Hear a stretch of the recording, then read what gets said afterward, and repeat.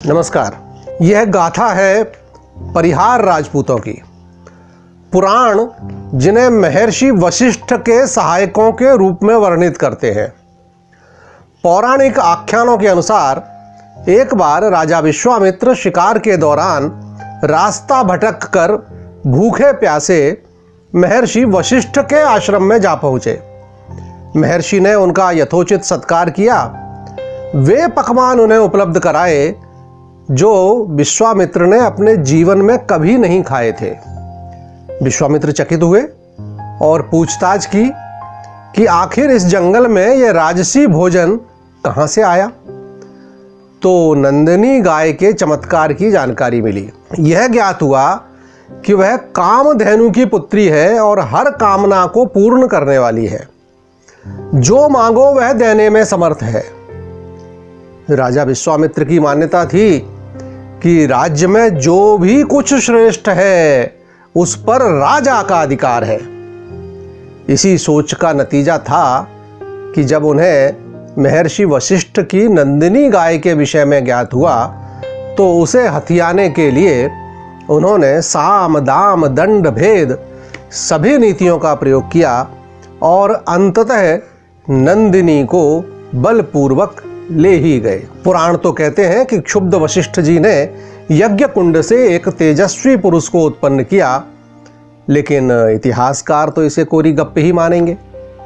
अतः हम भी मान लेते हैं कि स्थानीय गुर्जर समाज ने संगठित होकर राजसत्ता का मुकाबला किया होगा और विजय प्राप्त की। जो भी हो, विश्वामित्र का मान मर्दन करने वाले उक्त तेजस्वी युवक को महर्षि वशिष्ठ ने परिहार या प्रतिहार संबोधन दिया। यह भी संभव है कि प्रतिहार का अपभ्रंशवाद में परिहार हो गया हो। जो भी हो, वही तेजस्वी युवक इस वंश के प्रथम राजा हुए। 8वीं शताब्दी में भारत पर अरबों के आक्रमण शुरू हुए।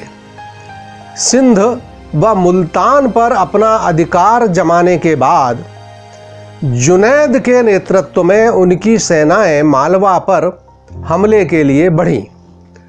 तब अवंती अर्थात आज के उज्जैन पर परिहार वंशी नागभट्ट प्रथम ने उन्हें खदेड़ दिया।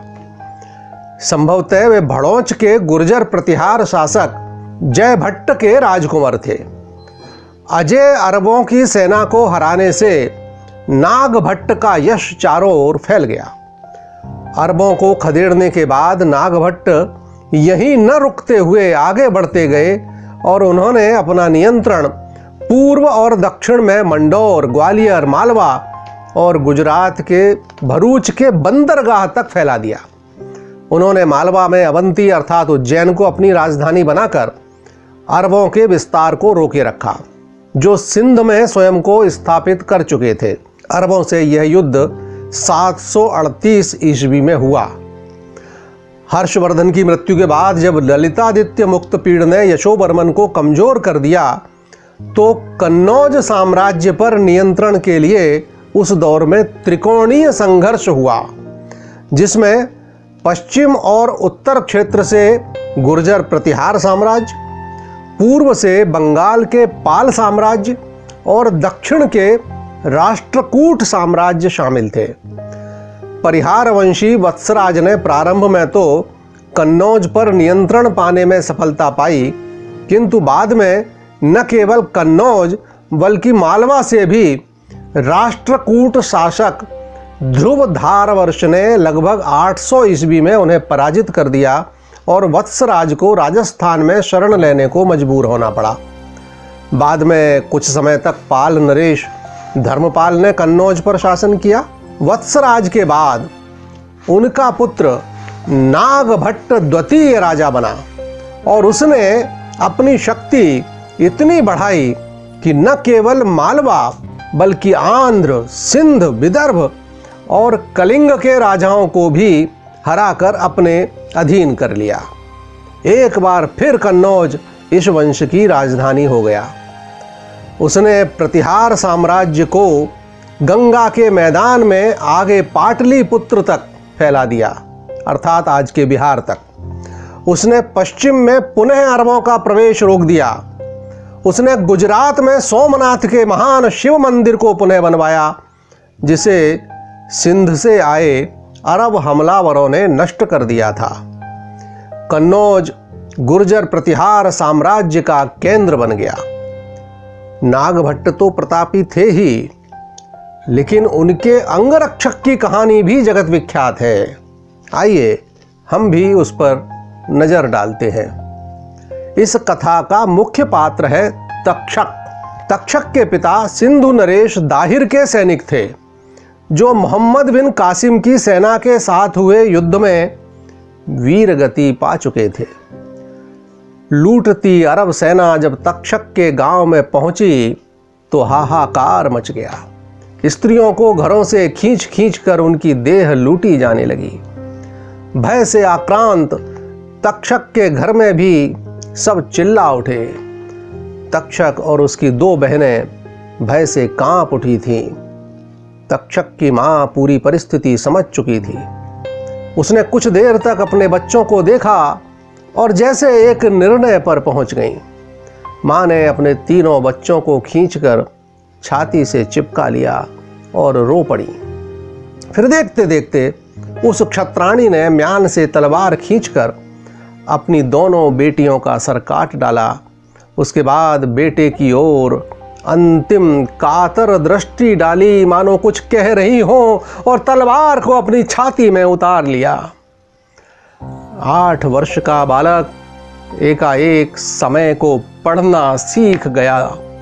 उसने भूमि पर पड़ी मृत मां के आंचल से अंतिम बार अपनी आंखें पोंछी और घर के पिछले द्वार से निकलकर खेतों में होकर जंगल में भाग गया। 25 वर्ष बीत गए, तब का 8 वर्षीय तक्षक 32 वर्ष का पुरुष होकर कन्नौज के प्रतापी शासक नागभट्ट द्वितीय का मुख्य अंगरक्षक बन गया। वर्षों से किसी ने उसके चेहरे पर भावना का कोई चिन्ह नहीं देखा था। वह न कभी खुश होता था और न कभी दुखी। उसकी आंखें हमेशा अंगारे की तरह दहकती रहती थीं। उसके पराक्रम के किस्से पूरी सेना में सुने और सुनाए जाते थे। अपनी तलवार के एक बार से हाथी को मार डालने की सामर्थ्य रखने वाला तक्षक सैनिकों के लिए आदर्श था। कन्नौज नरेश नागभट्ट अपने अतुलनीय पराक्रम, विशाल सैन्य शक्ति और अरबों के सफल प्रतिरोध के लिए विख्यात थे। सिंध पर शासन कर रहे अरब कई बार कन्नौज पर आक्रमण कर चुके थे, पर हर बार योद्धा राजपूत उन्हें खदेड़ देते थे। युद्ध के सनातन नियमों का पालन करते नागभट्ट कभी उनका पीछा नहीं करते थे, जिसके कारण बार बार वे मजबूत होकर पुनः आक्रमण करते रहते थे। ऐसा 15 वर्षों से हो रहा था। एक बार फिर गुप्तचरों ने सूचना दी, अरब के खलीफा से सहयोग लेकर सिंध की विशाल सेना कन्नौज पर आक्रमण के लिए प्रस्थान कर चुकी है और संभवतः 2 से 3 दिन के अंदर यह सेना कन्नौज की सीमा पर होगी। इस संबंध में रणनीति बनाने के लिए महाराज नागभट्ट ने सभा बुलाई। सभा में सभी सेना नायक अपना विचार रख रहे थे। तभी तक्षक भी उठ खड़ा हुआ और बोला, महाराज, हमें इस बार वैरी को उसी की शैली में उत्तर देना चाहिए। महाराज ने ध्यान से देखा अपने इस अंगरक्षक की ओर कि यह क्या कह रहा है। बोले, अपनी बात खुलकर कहो तक्षक। तक्षक का धीर गंभीर स्वर गूंजा, महाराज, अरब सैनिक महाबर्बर हैं। हम उनसे हर बार सनातन नियमों के अनुरूप युद्ध करते हैं, लेकिन सच पूछा जाए तो यह हम अपनी प्रजा के साथ घात करते हैं। राजा का केवल एक ही धर्म होता है, प्रजा रक्षण। प्रजा की रक्षा राजा का सबसे प्रमुख धर्म है। देवल और मुल्तान का युद्ध याद करें महाराज, जब कासिम की सेना ने दाहिर को पराजित करने के पश्चात प्रजा पर कितना अत्याचार किया था। ईश्वर न करे यदि हम पराजित हो गए तो बर्बर अत्याचारी अरब हमारी स्त्रियों, बच्चों और निरीह प्रजा के साथ कैसा व्यवहार करेंगे। यह महाराज जानते हैं। एक भुक्तभोगी बोल रहा था। महाराज ने एक बार पूरी सभा की ओर निहारा। सबका मौन तक्षक के तर्कों से सहमत दिख रहा था। महाराज अपने मुख्य सेनापतियों, मंत्रियों और तक्षक के साथ गुप्त सभा कक्ष की ओर बढ़ गए। अगले दिवस की संध्या तक कन्नौज की पश्चिम सीमा पर दोनों सेनाओं का पड़ाव हो चुका था और आशा थी कि अगला प्रभात एक भीषण युद्ध का साक्षी होगा। आधी रात्रि बीत चुकी थी। अरब सेना अपने शिविर में निश्चिंत सो रही थी। अचानक तक्षक के संचालन में कन्नौज की 1/4 सेना अरब शिविर पर टूट पड़ी। अरबों को किसी हिंदू शासक से रात्रि युद्ध की आशा नहीं थी। वे उठते, सावधान होते और हथियार संभालते। इसके पूर्व ही आधे अरब गाजर मूली की तरह काट डाले गए थे। इस भयावह निशा में तक्षक का शौर्य अपनी पराकाष्ठा पर था। वे अपनी तलवार चलाते जिधर निकल पड़ता, उधर की भूमि शवों से पट जाती थी। उषा की प्रथम किरण से पूर्व अरबों की 2/3 सेना मारी जा चुकी थी। सुबह होते ही बची सेना पीछे भागी, किंतु उधर तो महाराज नागभट्ट अपनी शेष सेना के साथ तैयार खड़े थे। दोपहर होते होते समूची अरब सेना नष्ट हो गई। अपनी बर्बरता के बल पर विश्व विजय का स्वप्न देखने वाले आतंकियों को पहली बार किसी ने ऐसा उत्तर दिया था।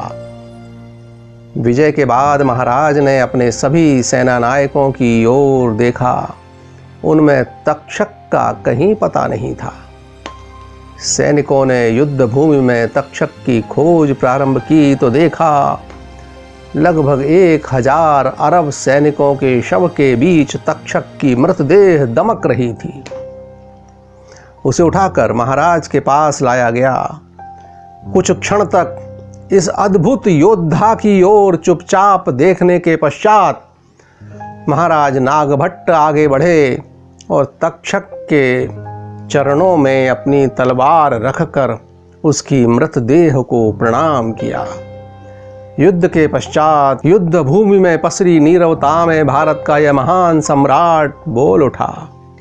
आप आर्यावर्त की वीरता के शिखर थे तक्षक। भारत ने अब तक मातृभूमि की रक्षा में प्राण न्योछावर करना सीखा था। आपने मातृभूमि के लिए प्राण लेना सिखा दिया। भारत युगों युगों तक आपका आभारी रहेगा।